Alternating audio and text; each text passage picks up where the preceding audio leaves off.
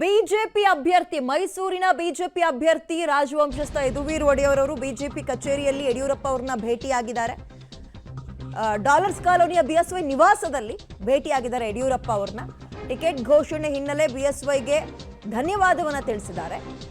ಸಹಜ ಇದು. ಯಡಿಯೂರಪ್ಪ ಅವ್ರನ್ನ ಭೇಟಿಯಾಗಿದ್ದಾರೆ ರಾಜವಂಶಸ್ಥ ಯದುವೀರ್ ಒಡೆಯರ್ ಅವರು. ಗಮನಿಸ್ತಾ ಇದ್ದೀರಿ. ಹಾಗೆ ನೋಡೋದಾದ್ರೆ ಡಾಕ್ಟರ್ ಮಂಜುನಾಥ್ ಮತ್ತು ಯದುವೀರ್ ಅವರು ಇನ್ನೂ ಕೂಡ ಬಿಜೆಪಿನ ಸೇರ್ಪಡೆಗೊಂಡಿಲ್ಲ. ರೋಡಿಗೆ ಬರಲಿ ಅಂತಕ್ಕಂಥ ಮಾತನ್ನು ಕೇಳಬೇಕಾಯಿತು. ಹೇಗೆ ಸ್ವೀಕಾರ ಮಾಡ್ತೀವಿ? ಎಲ್ಲನೂ ಸ್ವೀಕರಿಸಬೇಕು ಜೀವನದಲ್ಲಿ, ಎಲ್ಲನೂ ನುಂಗಬೇಕು.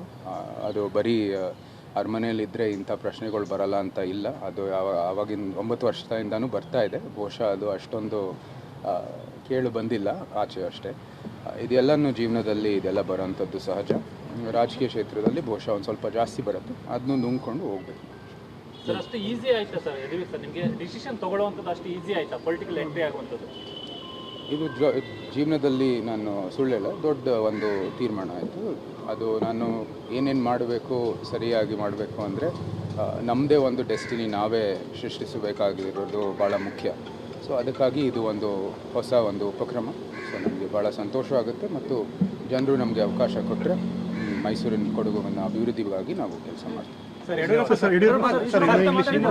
ನಿಮ್ಮ ಫ್ರೆಂಡ್ ಈಶ್ವರಪ್ಪನವರು ಮಾತಾಡಿದ್ರು, ನಮ್ಗೆ ಯಡಿಯೂರಪ್ಪ ಕೊಟ್ಟ ಮಾತಿನಂತೆ ನಡೆದುಕೊಳ್ಳಿಲ್ಲ ಅನ್ನೋ ಮಾತನ್ನ ನೆನ್ನೆ ಹೇಳಿದ್ರು. ಅವ್ರ ಜೊತೆ ಮಾತಾಡ್ತೇನೆ, ಅವರು ಸರಿ ಹೋಗ್ತಾರೆ. ಅವ್ರ ಮಗನಿಗೆ MLC ಮಾಡಬೇಕು ಅಂತ ಏನೋ ಡೆಲ್ಲಿ ಅವರು ಯೋಚನೆ ಮಾಡ್ತಾ ಇದ್ದಾರೆ. ಎಲ್ಲ ಸರಿ ಹೋಗ್ತಾರೆ. ಮೈಸೂರು ಕೊಡಗು BJP ಅಭ್ಯರ್ಥಿಯಾಗಿ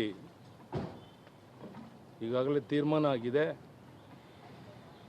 ಬಹುಶಃ ಅವರಿಂದ 6-7 ಓಕೆ, ಯಾವಾಗ ಮೈಸೂರು ಅಭ್ಯರ್ಥಿಯಾಗಿ ರಾಜವಂಶಸ್ಥ ಯದುವೀರ್ ಅವರ ಹೆಸರು ಆಯ್ಕೆ ಆಯಿತು, ಇವತ್ತು BSY ಅವರ ನಿವಾಸಕ್ಕೆ ಬಂದು ಅವ್ರನ್ನ ಭೇಟಿ ಮಾಡಿ ಧನ್ಯವಾದ ತಿಳಿಸೋ ಕೆಲಸವನ್ನ ಮಾಡಿದ್ದಾರೆ.